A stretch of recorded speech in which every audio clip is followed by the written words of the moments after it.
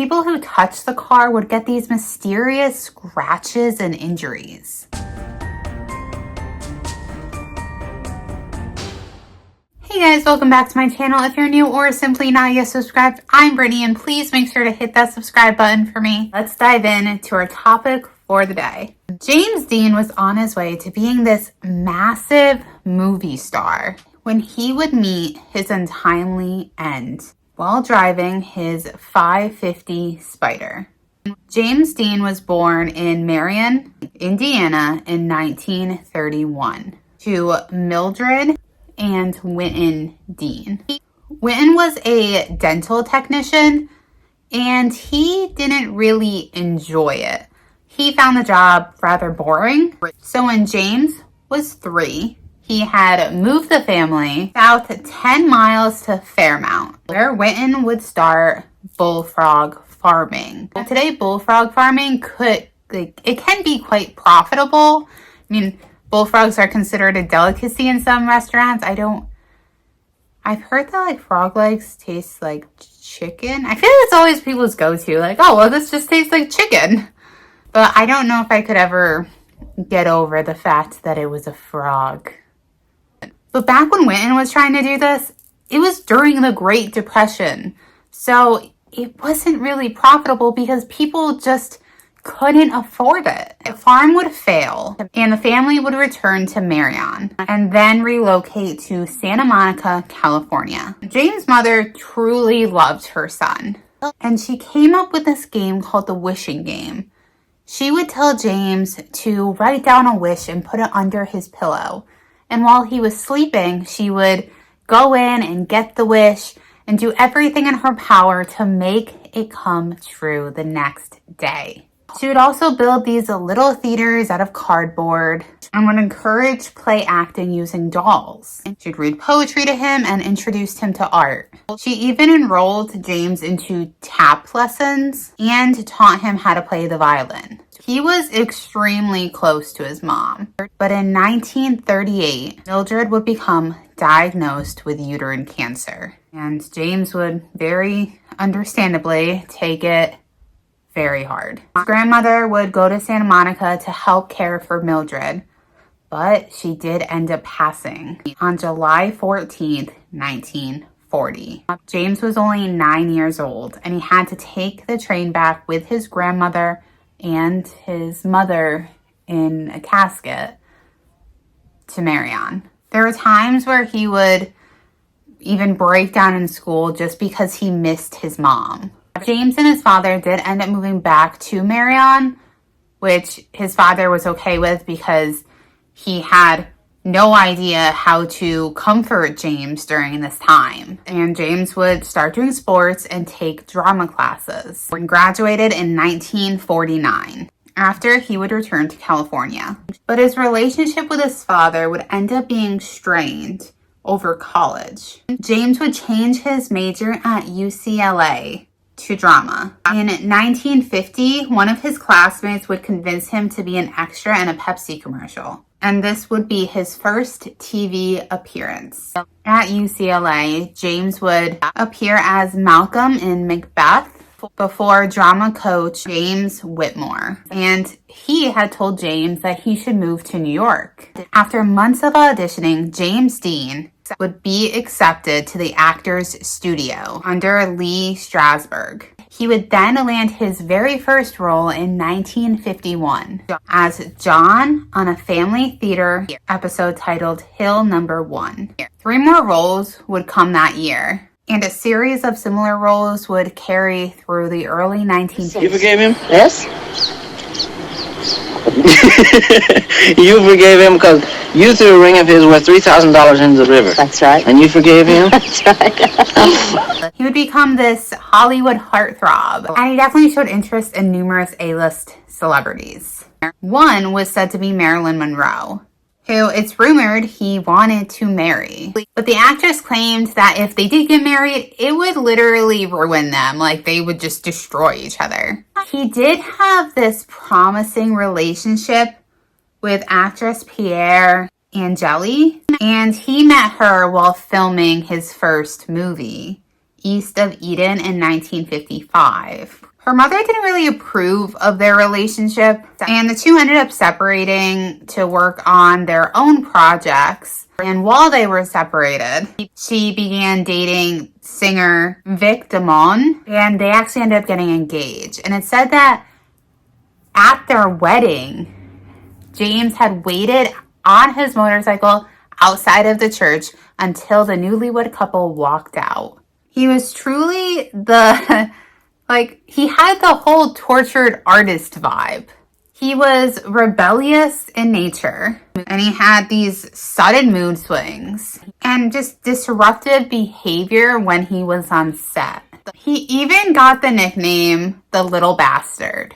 There's two different reasons of why he got this nickname. One is said to have came from Jack Warner of Warner Brothers, who called Dean a little bastard for refusing to come out of his trailer while filming East of Eden. And the other one is from Bill Hickman, who worked with Dean and used this as kind of a term of endearment. Even with James Dean's rising stardom, he felt like an outsider. His passion wasn't really acting. It was truly cars and racing. So he would save up money for movies and decided to buy a Porsche 550. This was Porsche's first road legal race car. The 550 was made entirely of steel and aluminum and was powered by a 4-cylinder engine. The teardrop design made it an aerodynamic masterpiece that was capable of dominating the track like it did in its first Le Mans debut, along with many other races after. James would get the number 130 painted over the hood and doors to signify that this wasn't a regular 550 Spyder. And he even got the name the Little Bastard on the rear cowl. The same day that he got it painted, he drove his car around LA and he ran into British actor Sir Alec Guinness outside of a restaurant. Now, James was over the moon about this car and he was so excited to show it off. But Alec got a bad feeling. He later recounted, quote, "The sports car looked sinister to me. Exhausted, hungry, feeling a little ill-tempered.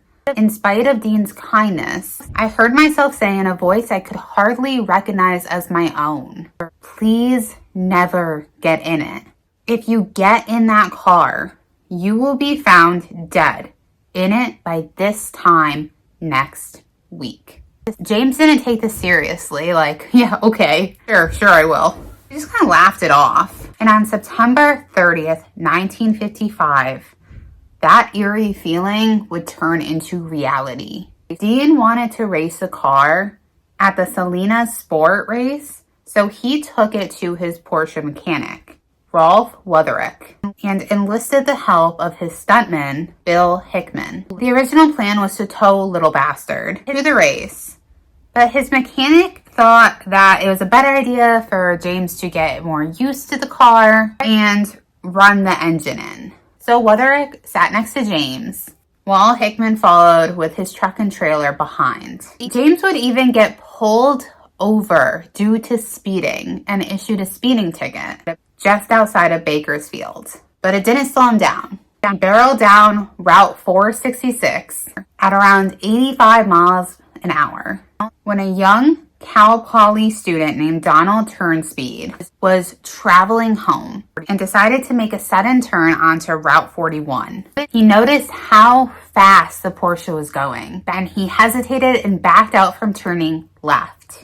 At the same time, James didn't have much time to react, and within a split second, the unthinkable happened. James Dean had crashed into the front side fender of the Ford. And because he was going so fast, the Porsche was sent flying upon impact, and he was crumpled under the car with his feet stuck between the steering wheel and the foot pedals. The hospital staff would arrive quickly, and they removed him from the crash. But James had no pulse, and he was pronounced dead when they got to the hospital. Turnspede, however, only had a scratch on his nose. The remains of the 550 Spyder would be auctioned off by insurance. But strangely, the engine of the car would be completely intact, and strange things would start happening with anyone that came in contact with the car. Dr. William Eskrid, who was a part-time racer, and he was quite passionate about cars, purchased the 550 Spyder and stripped it. He would then go on to use the 4-cylinder engine from the remains of the Porsche and the Lotus 9 chassis. And then he lent out parts of the transmission and suspension to another surgeon named Dr. Troy McHenry. They would go on to participate in the 1956 Panama race with the cars that had parts of James' car in it. Everything was going well until it wasn't. Suddenly, Dr. Eskrid lost control of the Lotus and crashed. He would suffer minor injuries, but the car was totaled. Troy McHenry wasn't so lucky. Mid-race, he lost control of his steering wheel and would crash into a tree.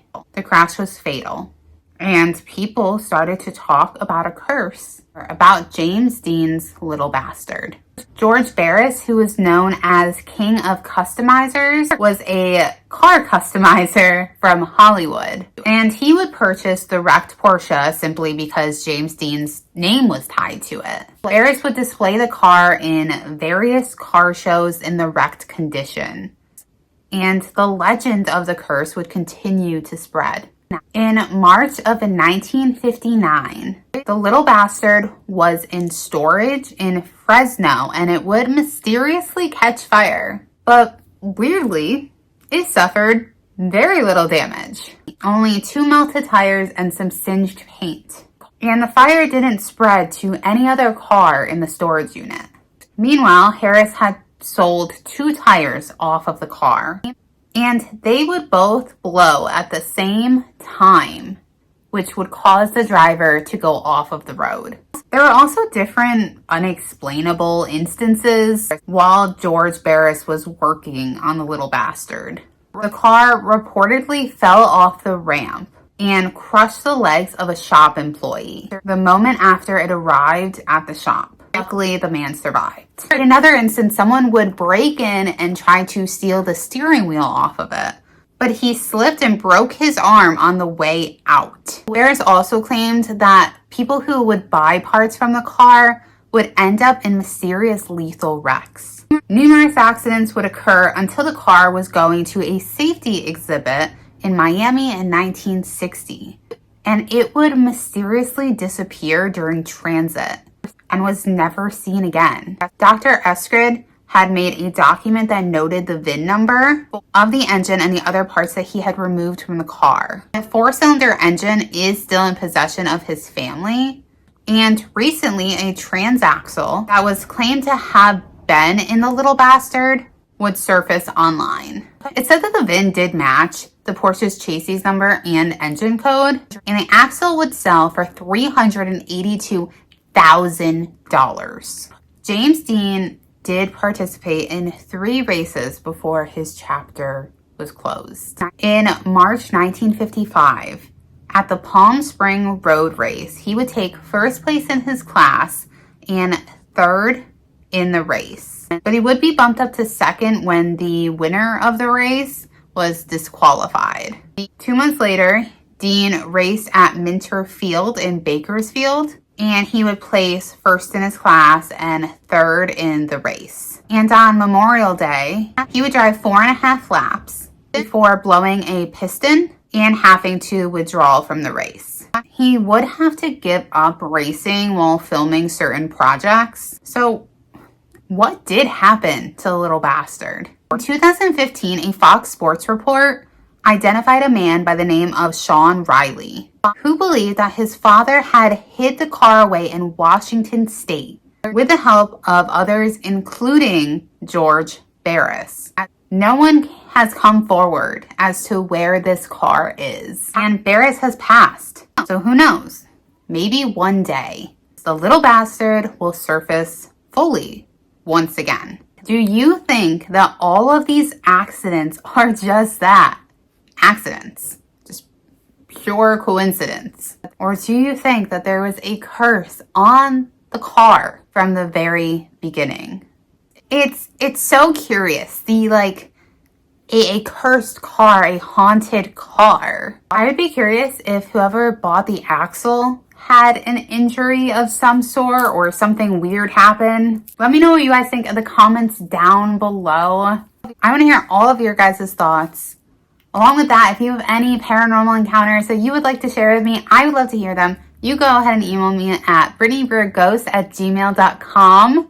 Make sure to like this video, make sure you're subscribed, and until my next video, I love you guys. Bye.